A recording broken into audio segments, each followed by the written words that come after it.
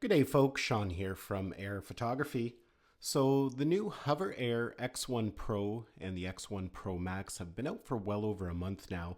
I've actually been using them for well over a month, and I wanted to wait before I made any type of review or video about them until I've had a good amount of time to use them. These new drones started out as a crowdfunding project, and they have been officially released now. You can order them directly from the Hover Air website.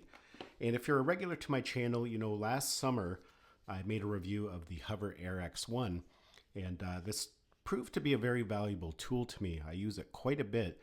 It's such an easy and quick drone to deploy if you're just capturing footage for your social media, B-roll shots for YouTube. But with the new Pro and the Pro Max, they've increased the performance when it comes to flight capabilities and the camera performance. One of the main downfalls of the Hover Air X1 was that it was limited to 2.7K when it comes to filming resolution.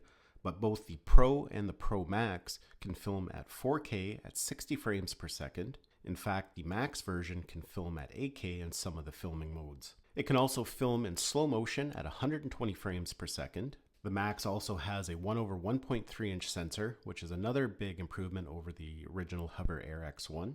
And it can also film in 10-bit HLG. So a lot of really nice new specs. Now, due to the larger sensor in the Pro Max version, it actually does a really good job in low light conditions. In this footage here, you can see I'm filming at night, but the image still looks really good. Even in these low light scenarios, it still does a good job locking onto you. In this footage here, I was using the follow mode, and even though some areas got pretty dark, it still was able to follow me and track me accurately. So for those who do want to film at sunset, sunrise, twilight, or dusk, the Hover Air is going to do a good job even when using those autonomous modes. Both the Pro and the Pro Max have a rear sensor, making it a little bit safer when flying in some scenarios. But the Pro Max comes with an extra one, allowing to fly in reverse a little bit faster while still detecting obstacles. Now, when it comes to tracking, the tracking speed has been increased. It can now track you at 42 kilometers an hour, and that actually works quite well. I have tested that thoroughly, and for some people, in most scenarios, if you're on a mountain bike, electric bike, it's going to be able to keep up to you. And it does a really good job tracking. It doesn't have any front-facing obstacle avoidance per se, traditional obstacle avoidance, but it usually will stay within the path that you're traveling. So as long as you're avoiding obstacles, the drone will avoid those obstacles as well. And due to its cage design, if it does happen to bump into a tree or a branch, chances are it's just going to push on through, bounce off. Worst case, if it just falls to the ground, it's not going to be damaged. But one of the really nice new features of the Pro and the Pro Max is something called Omnitrain. That was kind of one of the limitations of the X1, is that you couldn't fly over things such as water, over cliffs, even over snow could sometimes cause problems. But with Omnitrain, which is turned on automatically when the drone's powered on, you can now fly it over water when using the autonomous modes. You can send it off over a cliff, and you can fly it over things like snow. So that is definitely a huge improvement. Another really nice improvement of the Pro and the Pro Max is that we now have an LCD screen on the top there that shows us some basic information. But the really nice thing is we can change some of the flight attributes right on the drone. We can change the height and the distance, which before with the X1 we had to connect it directly to the app in order to do that. So it does make it quite a bit more flexible. Of course, you can still connect it to the app. That's going to give you more flexibility when it comes to changing settings. On top of that, you can also get a live preview of what you're filming if you want to make sure the framing is okay. And of course, it has some virtual joysticks, so you can fly it like a traditional drone if you want to grab a more cinematic shot. Now, for the most part, when I'm using it, even though this is capable of filming in 8K, I usually tend to film at 4K 60. I like filming in 4K 60 because it does allow me to slow the footage down by half. It can make it a little bit more dramatic for social media. With the new larger 1/1.3 inch sensor, the image quality actually looks really good. It makes the drone much more usable for social media or things such as YouTube. Now, another upgrade that these two new drones got is increased memory, internal memory. The Hover Air X1 came with 32 gigabytes of internal memory. Both the Pro and the Pro Max come with 64 gigabytes of internal memory.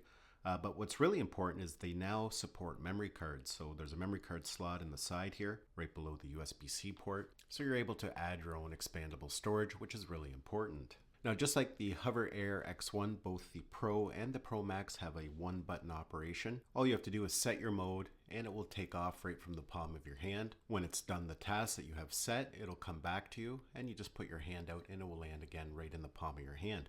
there is no controller needed at all. And for me, that's what makes it such a valuable tool. Easy to deploy, grab the shot you want, put it in your pocket, and off you go again. Now, alongside the Hover Air X1 Pro and Pro Max, Hover has launched some new accessories that really expand the capabilities. One thing here is this new charging case. Basically, this is a case, you put the drone in, and it will start automatically charging the drone in between filming. So that can greatly extend the battery life. There's a thermal battery installed in here, so it's great for using in scenarios such as winter activities, skiing, snowmobiling, different things like that. And you don't even have to power the drone off. All you have to do is fold it up, put it in, it's going to put it into a sleep mode and start topping up the battery again. On top of that, they've launched a nice shoulder bag for it, and this thing is actually pretty interesting the way it works. Of course, there's a slot in the side for the hover drone. On the other side, you can store all the accessories. It's even large enough to hold the charging case down inside, so if you prefer to have it stored inside there if you're going to be topping it up. It also comes with a shoulder strap if you're going to be using it just as a shoulder bag. But what really makes this case interesting is there's a zipper on the bottom there that allows you to separate the bag, and now it becomes like a saddlebag that can sit over top of the center bar of a bike. So it's going to leave the drone always within reach. You can easily pull it out and deploy it while you're on a bike. So really just a well thought out case. And on top of that, they have some ND filters that they've launched for it, which can be really important in some scenarios, especially when you're doing close following on a bike at a high rate of speed. ND filters are very important to get that motion blur. Now on top of that, they also have some other really interesting accessories for it, but we are going to save that for an upcoming video. Now, for some people, the Hover Air X1 Pro or the Pro Max could be the only drone you need. You can fly it autonomously just to capture little clips, or you can fly it more like a traditional drone. So for some people, this is the only drone they're going to need. For other people, this could just be a nice complement to their existing kit. If you have a more traditional drone that you use for cinematic footage, this can just be a nice complement tool in your camera kit. Now, for me, these self-flying drones have become a very important tool in my content creation here on YouTube.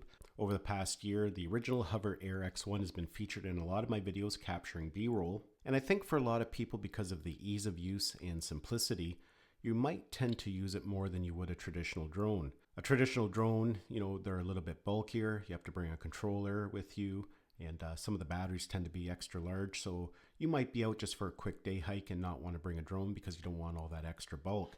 Something like this can just fit in your pocket. You can pull it out, grab a shot, put it back in. So you may find yourself capturing more content with a drone like this just because of its ease of use. If this is a drone you're interested in, make sure you're subscribed, as I will be covering it fully over the coming weeks and months. I have some tutorials planned. We're going to dive into some of the specific features of this drone, different things that make this a very useful tool. Well, folks, that's basically it for this video. Hopefully you enjoyed it and found it had value. Thanks a lot for watching, and we'll see you in the next one.